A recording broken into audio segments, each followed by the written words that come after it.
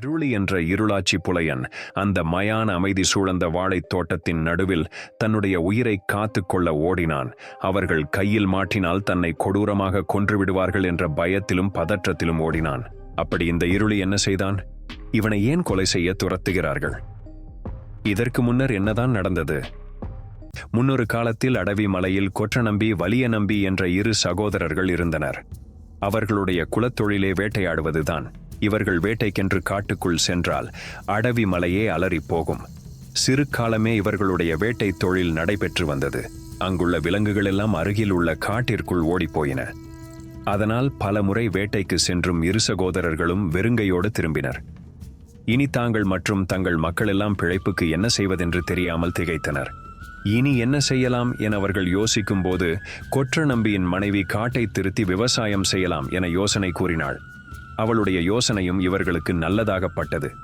உடனே கூலி ஆட்களை வைத்து அடவி மலையின் ஒரு பகுதியை நிலமாக திருத்தினார்கள். பெரிதாக வளர்ந்து நின்ற மரங்களையும் குவிந்து கிடந்த புதர்களையும் வெட்டி தீயிலிட்டனர்.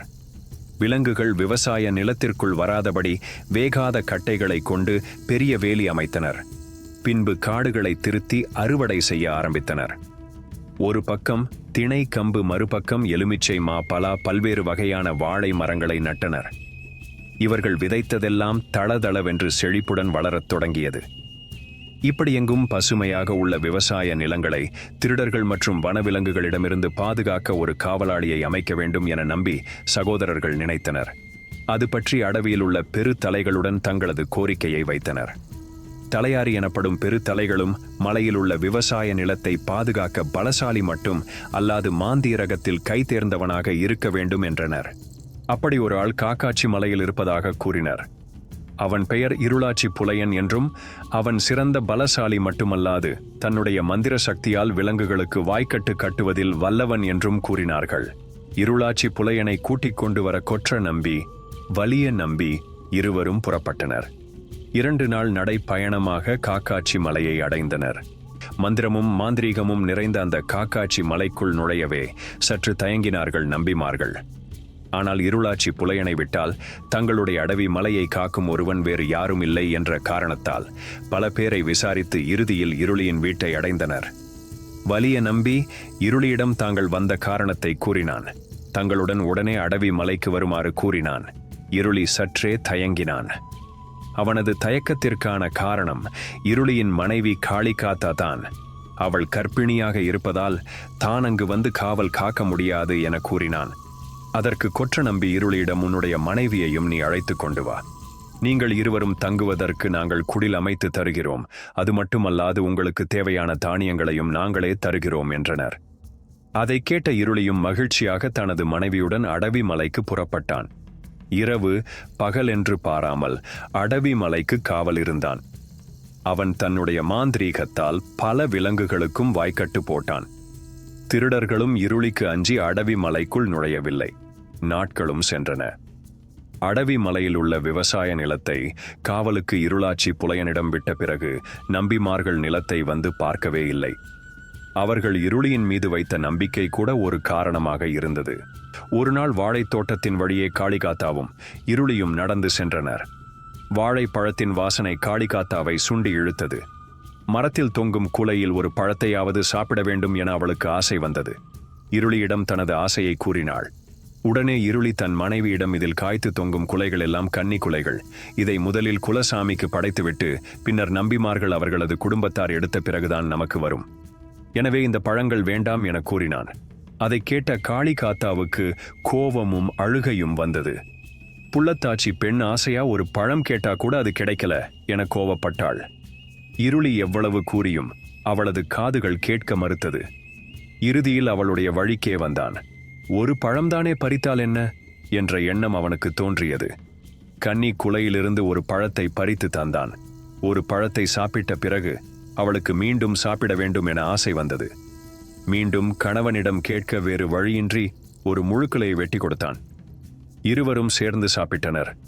மறுநாளும் காளிகாத்தாவுக்கு வாழை பழத்தின் மீது ஆசை வர இருளியும் ஒரு குலையை வெட்டி கொண்டு வந்தான்.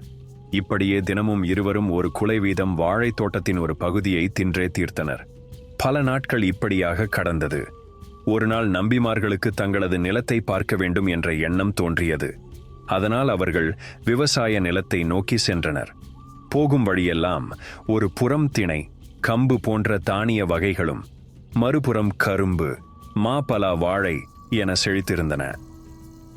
சிறிது தூரம் வாழை தோட்டத்தை கடந்த நம்பிமார்கள் திகைத்து நின்றனர். ஒரு பகுதியில் உள்ள வாழை மரத்தில் எல்லாம் குலைகள் இல்லாமல் இருந்தன. அதற்கான காரணத்தை கேட்க இருளியை அழைத்தனர். இருளியும் நம்பிமார்களை பார்த்ததும் பயத்தில் உறைந்து போனான். வாழை குலைகள் காணாமல் போனதற்கு திருடர்கள் வந்து வெட்டி சென்று விட்டதாக கூறினான். ஆனால் நம்பிமார்கள் நம்பவில்லை. இருளியின் காவலை மீறி ஒரு எறும்பு கூட உள்ளே நுழைய முடியாது. இந்த இருளிதான் ஏதோ பண்ணிவிட்டதாக சந்தேகப்பட்டனர். இருளியும் மாற்றி மாற்றி காரணத்தை கூற நம்பிமார்கள் அவனின் மீது கோபம் கொண்டு, உன்னை நம்பிதானே இந்த காட்டை கொடுத்தோம், எங்களை ஏமாற்றிவிட்டாய், உன்னை கொல்லாமல் விடமாட்டோம் என கூறிக்கொண்டே இருளியின் மீது பாய்ந்தனர். இருளியும் அங்கிருந்து தப்பி தன் மனைவி இருக்கும் குடிசை பக்கம் ஓடினான். குடிசையில் உள்ள காளிகாத்தாவிடம், நம்பிமார்கள் நம்மளை கொல்ல வருகின்றனர், உடனே இங்கிருந்து தப்பித்து செல்ல வேண்டும். இருவரும் ஒரே திசையில் ஓடினாள். அவர்களிடம் மாட்டிக்கொள்வோம், எனவே நீ காக்காட்சி மலை இருக்கும் திசையை நோக்கி போ, நான் வேறு வழியாக காக்காட்சி மலைக்கு வந்து விடுகிறேன் என்றான். நம்பிமார்களிடமிருந்து தப்பிக்க ஓடிய இருளி காட்டில் உள்ள மரத்தின் தூர் இடறி அதன் மேல் விழுந்தான். அந்த கூர்மையான மரத்தின் தூர் அவனது மார்பை குத்தி அதே இடத்திலேயே இரத்த வெள்ளத்தில் இறந்தான். மறுபுறம் நம்பிமார்களிடம் தப்பிய காளிகாத்தா 5 முதல் 6 மலைகளை கடந்து மேற்கு தொடர்ச்சி மலை வழியாக நீலகிரி மலையை அடைந்தாள். அங்குள்ள இசக்கி அம்மன் கோவிலுக்குள் சென்று ஒளிந்து கொண்டாள். அவளை துரத்தி வந்த நம்பிமார்கள் காளிகாத்தா கோவிலுக்குள் மறைந்திருப்பதை அறிந்தனர். அவர்கள் காளிகாத்தாவின் முடியை பிடித்து தரவென இழுத்து வந்து இசக்கி முன்பு போட்டனர். இந்த வயிற்றில்தானே எங்களது வாழைப்பழங்கள் உள்ளது என கோபத்துடன் கூறிக்கொண்டே ஒருவன் அவளது வயிற்றை கிழித்து குழந்தையை தூக்கி வீசினான். மற்றொருவன் ஈட்டியை அவளது நெஞ்சில் இறக்கி காளிகாத்தாவை கொன்றான். வெறியடங்கிய நம்பிமார்கள் காளிகாத்தாவை அங்கேயே போட்டுவிட்டு தங்களது அடவி மலை நோக்கிச் சென்றனர். சில நாட்கள் கழித்து அடவி மலையில் கோடை வாட்டியது. மழை இல்லை. பஞ்சம் தலை விரித்து ஆடியது. மரங்கள் பற்றி எரிந்தன. ஆடு மாடுகள் எல்லாம் செத்து விழுந்தன. நம்பிமார்கள் காளிகாத்தாலை இசக்கி அம்மன் காலடியில் பலி கொடுத்ததுதான் இதற்கெல்லாம் காரணம் என தாங்கள் செய்த படுபாதக செயலை எண்ணி மனம் வருந்தினர். அதற்காக காளியின் மனதை குளிர்விக்க குலை போட்ட ஒரு மரத்தை நட்டு அதற்கு குலைவாழை இசக்கி என பெயரிட்டு வழிபட்டு வந்தனர். நாகர்கோவில் மாவட்டத்தில் உள்ள புவியூர் மற்றும் திருநெல்வேலி மாவட்டத்தில் இருக்கின்ற செட்டிக்குளம் பகுதியில் உள்ள இந்த குலைவாழை இசக்கி அம்மனை இன்றும் அங்குள்ள மக்கள் குலதெய்வமாக வழிபட்டு வருகிறார்கள்.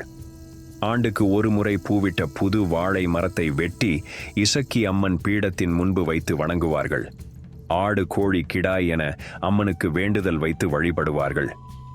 இசக்கி அம்மன் பீடத்தின் எதிரில் கழுவில் விழுந்து இறந்த அவளது கணவன் இருளியின் சிலை அமைதியாக தனது மனைவியின் முகத்தை பார்த்தவாறு அமர்ந்திருப்பார்.